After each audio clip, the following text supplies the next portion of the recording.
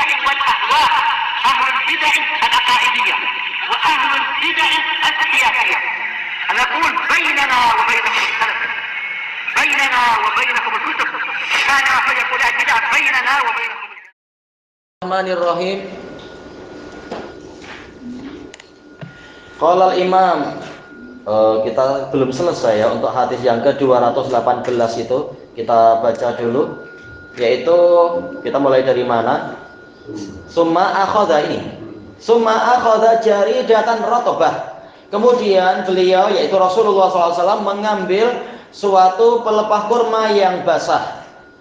Baik. Dalam riwayat yang lain telah kita ketahui, bukan beliau betul-betul mengambil langsung, namun memerintahkan sebagian sahabat untuk mengambil. Dan boleh jadi maksudnya di sini Nabi mengambil dari tangan sahabat tadi. Fashaqqaha nisfain. Kemudian beliau membaginya, beliau membelahnya menjadi dua. Ini menunjukkan keadilan. Ini yang disiksa dua, maka beliau pun membagi menjadi dua. Baik, kalau memang adil, kenapa kubur-kubur yang lain sekian banyak tidak dibuat itu? Tahulah kita memang ini sesuatu yang khusus, bukan berlaku untuk semua orang. Fagharaza fi kulli qabrin wahidah. Kemudian beliau menanam pada setiap kubur itu satu pelepah tadi.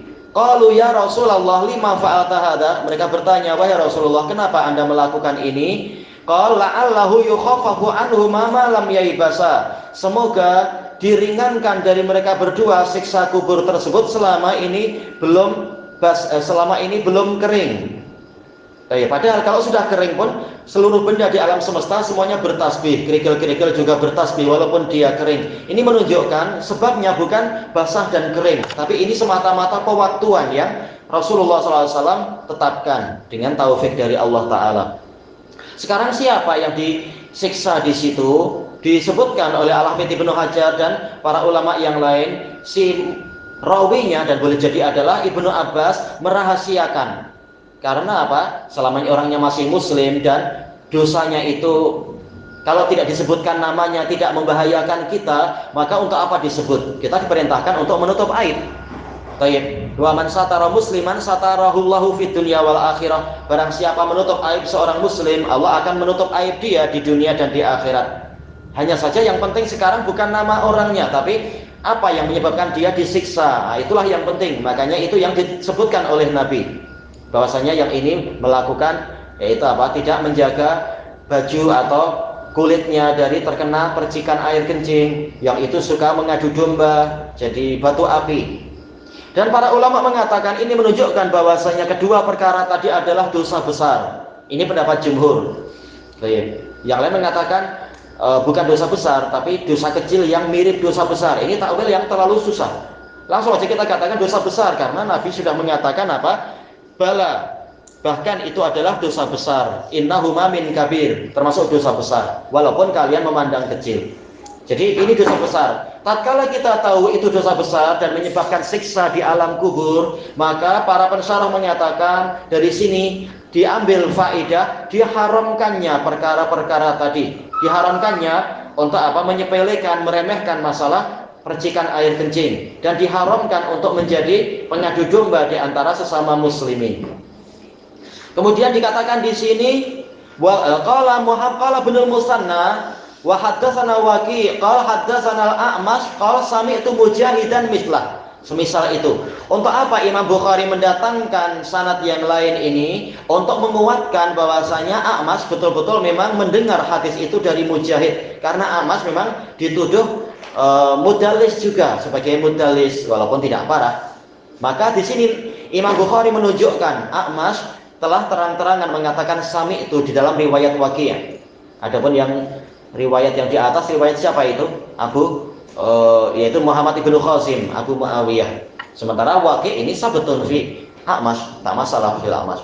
Sekarang masuk kepada bab yang baru.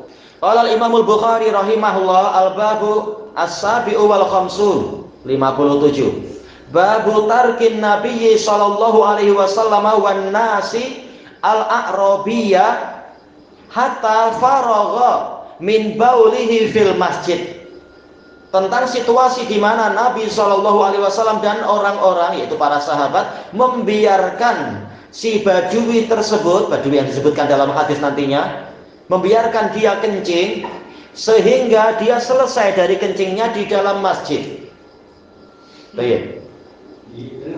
Iya, nama bukan di tengah tapi apa di salah satu dari tepian masjid, tapi di dalam. Sebagaimana di sebagian riwayat dari Nawawi sebagian tepi. Tapi sudah di dalam. Baik. Di sini yang diinginkan oleh Imam Bukhari dari bab ini adalah menjelaskan bahwasanya boleh apabila demi suatu hikmah yang besar, yaitu untuk melunakkan hati orang yang sangat jahil, ini jahil yang sangat melampau tentunya, yaitu apa? Membiarkan dia melakukan apa yang terlanjur dia lakukan, yaitu kencing di masjid. Kalau belum, maka apa? Ya jangan sampai. Tapi kalau sudah terlanjur, biarkan sampai selesai, sehingga selesai.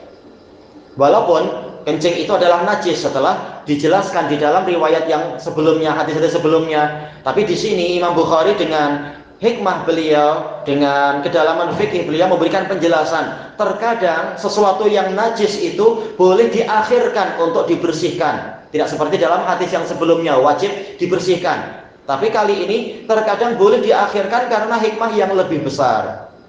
Nah, sekarang kita masuk kepada hadisnya. Qala Imam Al-Bukhari rahimahullah al-hadisu tasi'a asyar ba'dal mi'atain 219. Haddatsana Musa bin Ismail qala haddatsana Hammam qala akhbarana Ishaq an Anas bin Malik radhiyallahu an anna Nabiyya sallallahu alaihi wasallam ra'a a'rabiyyan yabulu fil masjid.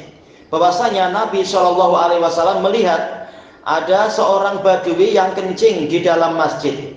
Faqal da'uh, maka Nabi bersabda kepada para sahabat, biarkan dia. Hatta idza faragha, sehingga apabila dia sudah selesai, da'a bima, Nabi minta didatangkan air. Fasabbahu alaih, selanjutnya Nabi mencurahkan air kepada kencing tadi. Baik, riwayat Bukhari Muslim. Di sini Imam Bukhari akan meriwayatkan banyak, namun kali ini meriwayatkan dari Musa bin Ismail. Beliau telah sering kita lewati ya. Musa bin Ismail beliau adalah Abu Salamah Musa bin Ismail At-Tabuzaki Al-Basri, siqatun hafidh. Ulama Basrah. Qala haddatsana Hammam. Hammam ini Abu Abdullah, Hammam ibnu Yahya Al-Basri, siqah. Baik. Qala akhbarana Ishaq. Hammam bin Yahya tadi ada kelemahan sedikit, tapi tetap kesimpulannya siqah yukhti. Akhbarana Ishaq, ini Ishaq bin Abdullah bin Abi Talhah. Berarti apa? Apa istilahnya? Anak buahnya Anas bin Malik, keponakan Anas bin Malik beliau ini. Kunyahnya tidak diketahui. Nah, beliau ini Madani, tabi'iyun siqatun Madani. Ini tabi'in. An Anas bin Malik radhiyallahu an, ma'ruf Abu Hamzah Al-Madani. Bahwasanya Nabi SAW melihat seorang badui. Badui itu apa? Siapa badui? Dijelaskan oleh Ibnul Mulakin di dalam Taudhih beliau, juga Ibnu Hajar di dalam Fathul Bari. Badui adalah orang yang tinggal di perkampungan badiyah, perkampungan yang jauh dari perkotaan. Badiyah yaitu apa? Yaitu jauh. Badin yaitu jauh. Bukan ahlul hadar, bukan orang perkotaan. Nabi melihat ada seorang badui. Siapa badui ini? Alal khilaf, Al-Hafidz mengatakan boleh jadi dia adalah Aqra' bin Habis. Yang lain mengatakan boleh jadi dia adalah Dzul Khuwaisirah. Baik, yang nantinya jadi munafik itu. Tapi kebanyakan yang mengatakan ini Aqra' bin Habis. Sebagian mengatakan wallahu a'lam. Karena riwayatnya berlainan. Intinya adalah badui ini sifatnya apa? Dia kencing di masjid. Di suatu riwayat dia datang dengan membawa kendaraan. Kemudian apa? Kendaraannya itu ditambatkan alal khilaf. Ada yang dikatakan di dalam masjid, ada yang mengatakan di luar. Yang rajih memang di luar. Di luar namun mungkin apa? Yaitu sudah sangat dekat dengan bagian dalam, namun tetap di luar. Baik, setelah itu dia mengucapkan salam kepada Nabi. Setelah salam, dia pergi ke suatu sudut masjid, tepi masjid, lalu kencing di situ. Maka ya, ini aneh, habis salam kencing di situ. Tapi zaman sekarang tak ada muslimin yang macam itu, macam tak ada bilik air aja. Kencing di rumah sendiri pun tak rela, rumahnya dikencingi. Ini masjid. Makanya para sahabat marah-marah, mengatakan, mah, hentikan, hentikan. Maka Nabi mengatakan da'uh wala tazrimuh. Biarkan dia, jangan kalian itu tazrimuh, yaitu apa? Menengking dia. Di sebagian riwayat dikatakan orang-orang bangkit mau menarik badan dia, tapi Nabi mengatakan biarkan dia. Kata Al-Hafidz dan para ulama yang lain, demikian pula yang sebelum mereka, yaitu Ibnu Battal di dalam syarah beliau, di sini ada hikmah yang besar, yaitu kalau orangnya sudah terlanjur kencing tapi belum selesai, jangan ditarik. Nanti apa? Nanti jalur kencingnya jadi jauh, masjid jadi banyak yang ternajisi. Tapi kalau di situ sudah di situ aja. Tapi kalau kita tarik sementara dia habis minum 2 liter mungkin, pening kita. Akhirnya jadi apa? Kencingnya jadi panjang kemana-mana. Jadi biarkan dia selesai di situ aja, di satu tempat. Itu hikmah dari sisi kesucian masjid. Hikmah yang lain kembalinya kepada si badui. Maksudnya adalah, yaitu kalau dia dimarah-marah, boleh jadi dia ketakutan, akhirnya kencingnya ditahan, dipaksa, akhirnya apa? Buah pinggangnya yang sakit, atau zakarnya yang sakit, perutnya sakit. Maka ini menimbulkan kerugian untuk dia sendiri. Baik. Kemudian para ulama tadi semuanya menunjukkan di sini ada hikmah yang sangat besar, yaitu ta'liful qulub, yaitu melunakkan hati. Orang yang sangat jahil disikapi dengan lembut karena dia belum paham.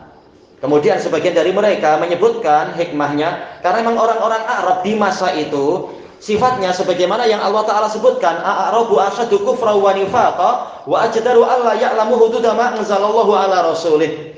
Orang Badui itu memang lebih keras kekufurannya dan kemunafikannya dan lebih layak untuk tidak mengetahui batasan-batasan dari apa yang Allah turunkan kepada Rasulnya. Jadi mereka memang sangat jahil, jauh dari peradaban, jauh dari perkotaan, tak tahu dakwah Nabi yang dengan teliti, dengan apa istilahnya itu, dengan terperinci. Dia tahu dakwah Islam, dia sudah masuk Islam, makanya dia pergi ke masjid, dia salam, tapi dia tak tahu masjid bukan tempat untuk itu, untuk buang najis-najis tadi. Disebutkan di sini Nabi mengatakan da'uh, biarkan dia. Ini secara lafadznya dia adalah fi'il amr, namun secara maknanya dia adalah nahi, fi'il nahi. Karena apa? Da'uh ini perintah untuk apa? Menahan diri dari mengganggu orang itu. Biarkan saja dia. Hatta idza faragh, yaitu dalam riwayat yang lain faragha min baulih, sehingga apabila dia selesai dari kencingnya, da'a bima, dalam riwayat yang lain da'a bidalwin min ma, dalam riwayat yang lain sijlan min ma, Nabi minta didatangkan satu gayung atau satu baldi yang berisi air. Kata para pensyarah, Al-Hafidz Ibnu Hajar, demikian pula Ibnul Mulakin, mengatakan ini menunjukkan bahwasanya air itu adalah untuk menghilangkan najis. Buktinya apa? Nabi tidak minta didatangkan yang lain-lain, namun minta didatangkan air. Kemudian apa? Fasabbahu alaih. Selanjutnya Nabi mencurahkan air tersebut kepada najis tadi. Dari sini kita mendapatkan faedah bahwasanya air kencing memang najis. Buktinya para sahabat marah, dan Nabi pun kemudian menyuruh untuk membersihkan itu, menghilangkan itu. Menunjukkan memang air kencing itu adalah najis, kencing manusia tentunya maksudnya. Dan dari sini pula kata para pensyarah tadi semuanya menunjukkan wajibnya menjaga masjid dari najasat wal aqdzar, benda-benda najis dan benda-benda yang kotor. Karena masjid ini adalah rumah Allah, wajib untuk dijaga kebersihannya. Makanya disebutkan oleh Syekhul Islam Ibnu Taimiyah sebagaimana dalam Al-Ikhtiyarat Al-Fiqhiyah yang dikumpulkan oleh murid beliau Al-Qadhi siapa beliau itu? Alauddin Abdul Hasan Alauddin Ali mengatakan, Syekhul Islam mengatakan wajibnya menjaga masjid dari benda-benda yang kotor, bahkan apa, dari rambut atau dari dedaunan dan sebagainya. Juga dari kertas-kertas kata beliau, dikemas yang baik karena ini rumah Allah. Baik. Adapun kelengkapannya, Al-Hafidz mengatakan nanti dibahas di bagian lain yang riwayatnya lebih panjang, ya, yang setelah ini ya. Tapi dari hadis Abi Hurairah, rata-rata syarahnya hanya sedikit. Baik. Kita cukupkan sampai di sini. Wallahu a'lam bishawab. Subhanakallahumma wa bihamdika la ilaha illa anta astaghfiruka wa atubu ilaik. Walhamdulillahirabbil alamin. Jazakumullah khairan. Ini kita sahabat Rasulullah. Kenapa? Baju ini. Iya, insya Allah nanti kita baca kelengkapannya besok. Ya dia jadi sahabat, cuma masih proses belajar. Ya, dia nanti doa-doa yang buat orang gelak doanya. Kurang ada. Kita yang gelak, para sahabat mungkin dengan. Ada.